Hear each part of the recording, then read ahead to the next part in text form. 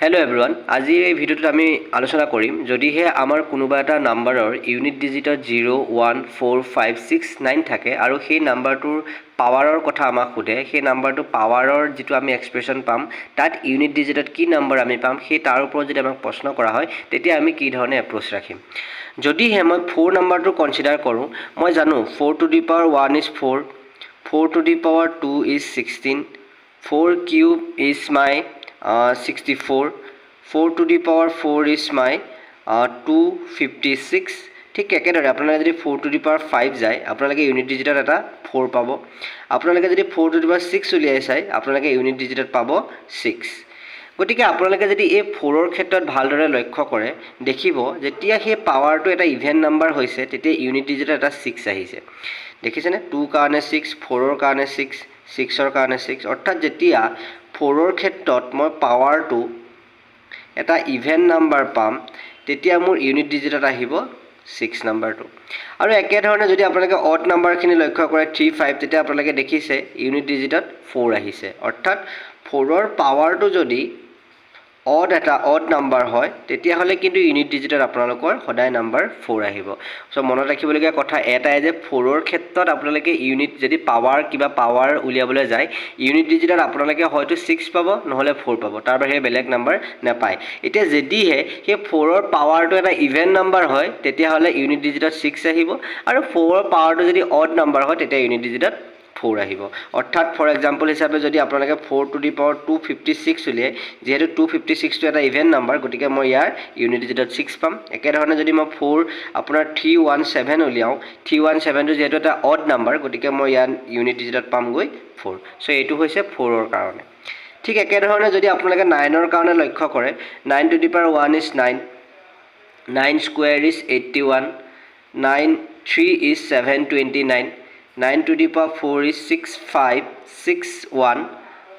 ঠিক একেধৰণে যদি আপোনালোকে 9 to the power 5 লক্ষ্য কৰে, 9 to the power 5ৰ ক্ষেত্ৰত আপোনালোকে ইউনিট ডিজিটত 9 পাব, 9 to the power 6ৰ ক্ষেত্ৰত আপোনালোকে ইউনিট ডিজিটত পাবগৈ 1। গতিকে একেটা এপ্ৰ'চ যদি আপোনালোকে ইয়াতো চাই, যেতিয়া আপুনি পাৱাৰত এটা ইভেন নাম্বাৰ ৰাখিছে 2, 4, 6 তেতিয়া আপোনালোকে দেখিছে ইউনিট ডিজিটত আপোনালোকে এটা 1 পাইছে। আৰু ঠিক একেধৰণে যেতিয়া আপুনি পাৱাৰত এটা অড নাম্বাৰ লিখিছে তেতিয়া আপোনালোকে যেতিয়া ইউনিট ডিজিটটো চাব তেতিয়া আপোনালোকে 9 পাইছে। অৰ্থাৎ 9ৰ ক্ষেত্ৰত যদি পাৱাৰটো ইভেন হয় তেতিয়া মই ইউনিট ডিজিটত 1 পাম, যদি 9ৰ ক্ষেত্ৰত পাৱাৰটো মোৰ অড নাম্বাৰ হয় তেতিয়াহ'লে মই ইউনিট ডিজিটত 9 পাম। গতিকে একেধৰণে যদি আপোনালোকে এক্সাম্পল চাই 9 to the power ধৰি লওক 600, যিহেতু 600টো হৈছে এটা ইভেন নাম্বাৰ গতিকে মই ইয়াৰ যিটো ইউনিট প্লেচ থাকিব ইউনিট প্লেচত মই 1 পাম। একেধৰণে 9 to the power ধৰি লওক 721, যিহেতু 721টো এটা অড নাম্বাৰ গতিকে ইয়াৰ ক্ষেত্ৰত মই যিটো ইউনিট ডিজিট পাম সেই ইউনিট ডিজিটৰ নাম্বাৰটো পামগৈ মই 9। গতিকে এইকেইটা আছিলে 4 আৰু 9ৰ ক্ষেত্ৰত। এতিয়া বাকী থকা নাম্বাৰ যিকেইটা থাকি গ'ল আমাৰ, বাকী যিকেইটা নাম্বাৰ থাকি গ'ল 0, 1 আৰু 6, 0, 1, 6 আৰু 5। এই নাম্বাৰকেইটাক আচলতে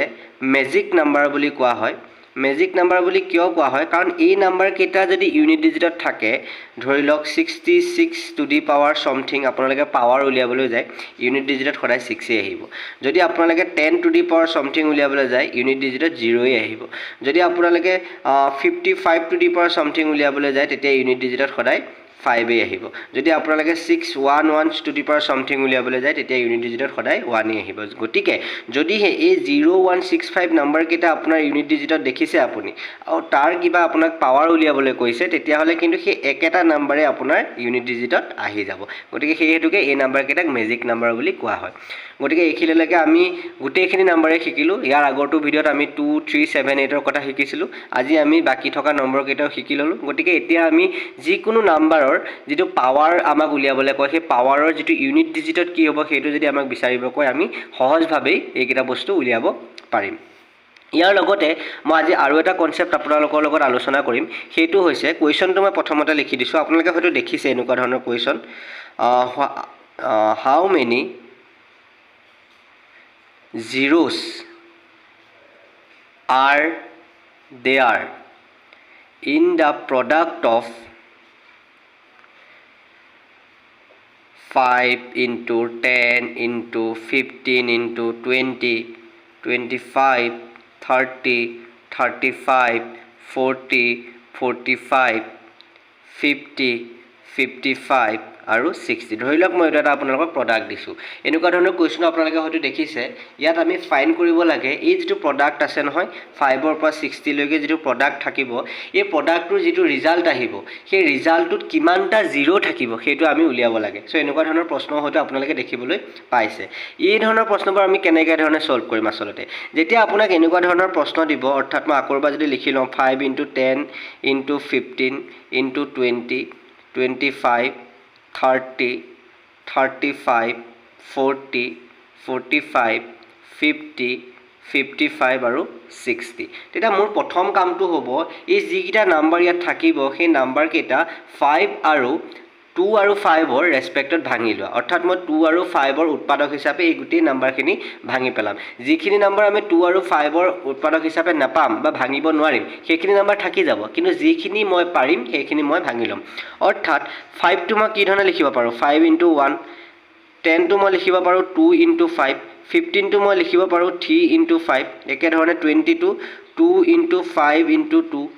then 25 5 * 5 30 to 5 into 2 into 3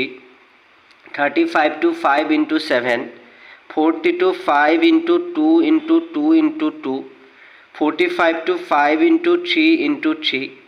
50 to 5 into 2 into 5 55 to 5 into 11 60 to 5 into 2 into 2 into 3 গতিকে মই যিমান কিটা নম্বৰ পসিবল হয় যিমান কিটা নম্বৰ মই পাৰো সেই নম্বৰ কিটা মই 5 আৰু 2 ৰেসপেক্টত ভাঙিবলৈ চেষ্টা কৰিলো ইয়াত চক 7 আপোনালোকে পাব আপোনালোকে 11 পাব বা এনেকুৱা ধৰণৰ নম্বৰবোৰ 5 আৰু 11ত আপোনালোকে 5 আৰু 2 ৰ ক্ষেত্ৰত আপোনালোকে ভাঙিব নোৱাৰিব গতিকে সেই নম্বৰখিনি থাকি যাব কিন্তু যিমান দূৰলৈকে পসিবল হয় সিমান দূৰলৈকে মই 5 আৰু 2 ৰেসপেক্টত ভাঙি লম এতিয়া মই বাকি নম্বৰবোৰ বাদ দিম ইয়াত মই মাত্ৰ কনসিডাৰ কৰিম 5 আৰু 2 কিমান আছে প্ৰথমতে মই লক্ষ্য কৰিম ইয়াত 5 কেটা মই পাইছো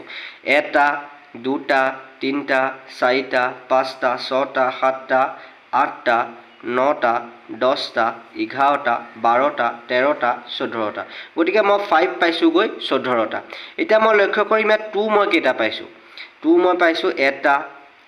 দুটা তিনটা চাৰিটা পাঁচটা ছটা সাতটা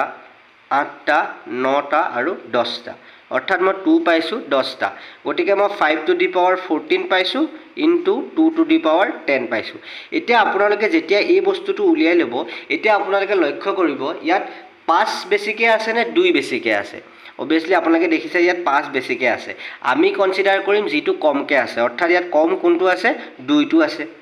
2 টো কমকৈ আছে আৰু 2 যেতিয়া কমকৈ আছে বুলি মই গম পাই গলো সেই কম নাম্বাৰটোৰ পাৱাৰত কি আছে পাৱাৰত 10 আছে হয়নে গতিকে এই কোৱেশ্চনটো যেটো মোক খুদিছিলে ইয়াৰ এনসাৰটো কিমান হ'ব 10 অৰ্থাৎ আপোনালোকে যদি এই প্ৰডাক্টটো উলিয়াই গৈ এই প্ৰডাক্টটোৰ এনসাৰত